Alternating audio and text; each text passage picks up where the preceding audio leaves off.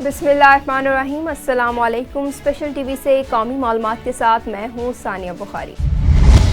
Supreme court की जानिब से सुन्नी इत्तेहाद कौंसिल की मखसूस नशिस्तों से मुतल्लिक केस का फैसला कल सुनाए जाने का इम्कान है। ज़राए के मुताबिक आज चीफ जस्टिस काजी फाइज ईसा की सरबराही में फुल कोर्ट इजलास में फैसले से मुतल्लिक मुशावरत मुकम्मल कर ली गई।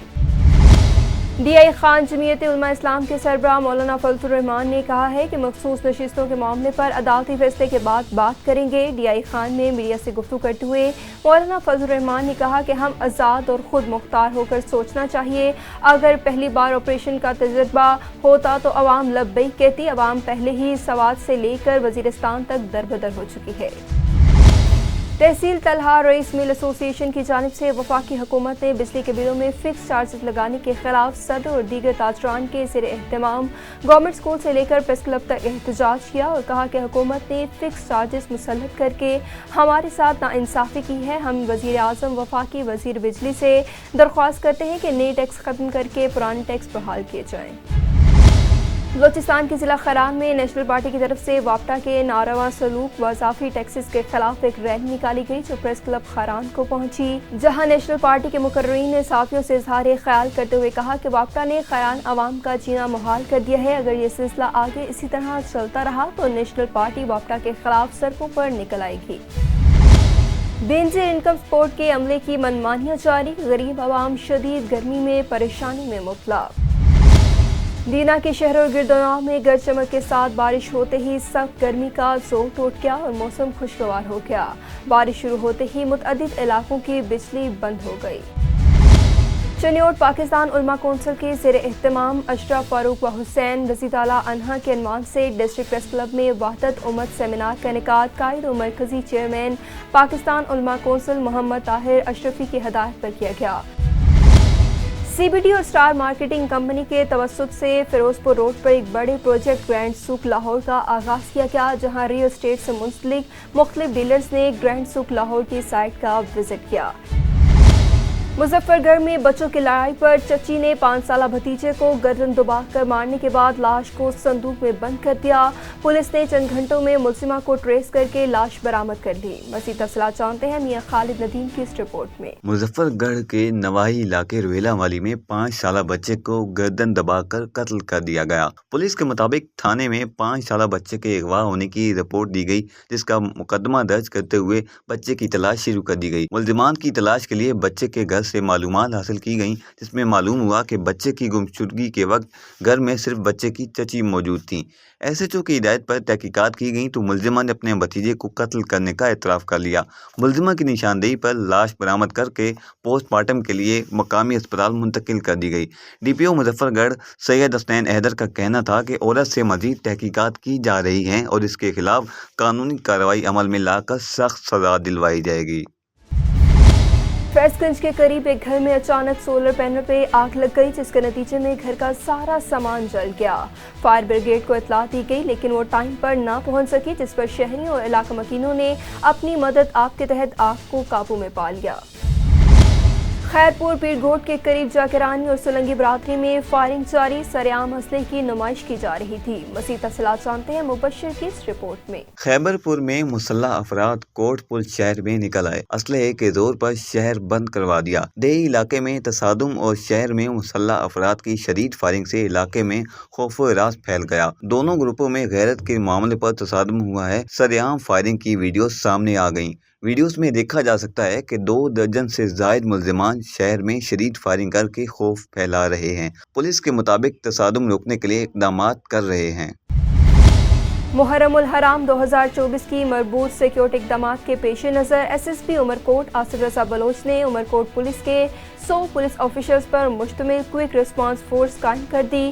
क्विक रिस्पांस फोर्स को 3 सेक्शन में तकसीम किया गया ताकि सिक्योरिटी व अमन व अमान के हवाले से किसी भी मुमकिन गैर मामूली सूरत हाल को फौरी काबू में लाया जा सके। गुड्डू में बिजली के 27 शहरी सड़कों पर निकल आए। मुहर्रमुल हराम के महीने में भी बिजली की गैर एलानिया लोड शेडिंग के खिलाफ गुड्डू में शिया उलमा कौंसिल की कॉल पर एहतजाजी मुजाहरा और धरना दिया गया। दिन में सारा दिन और रात को भी मजलिस के वक्त बिजली बंद होती है। मुजाहिरीन का मुतालबा सेप्को इंतजामिया ने बिजली की गैर एलानिया लोड शेडिंग खत्म न की तो सेप्को ऑफिस कश्मीर के सामने धरना दिया जाएगा।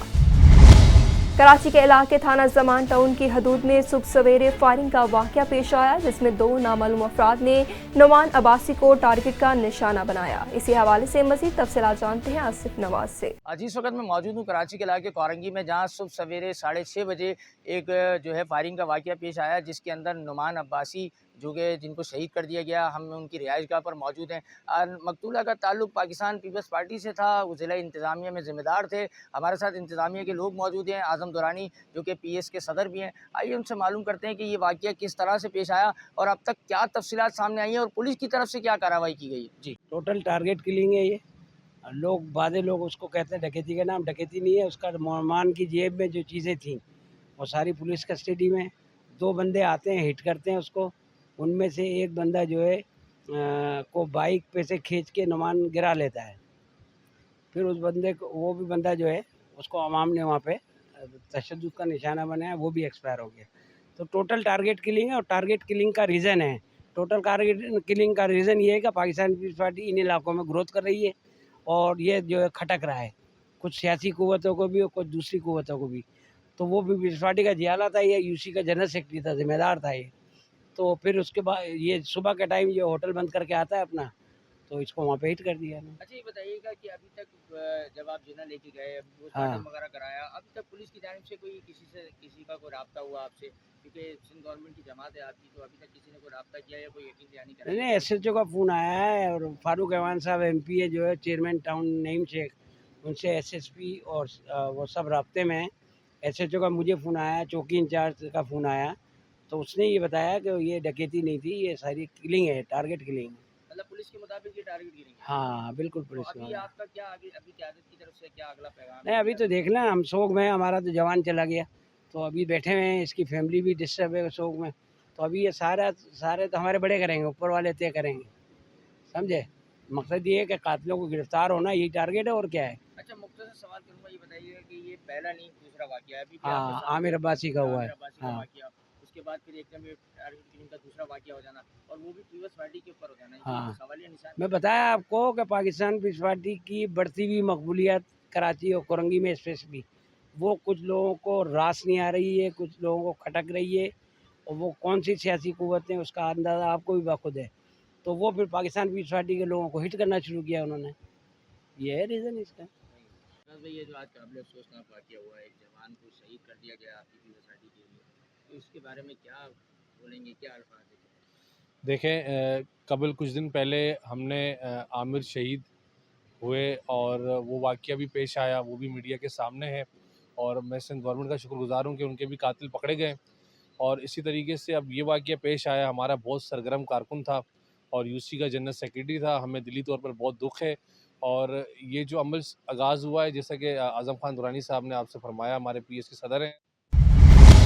कसूर में थाना खुडिया की हदूद में ज़मीन के तनाज़े पर 2 ग्रुपों में झगड़ा। शकील ग्रुप और असगर ग्रुप के दरमियान ज़मीन के तनाज़े पर अदालत में केस चल रहा था।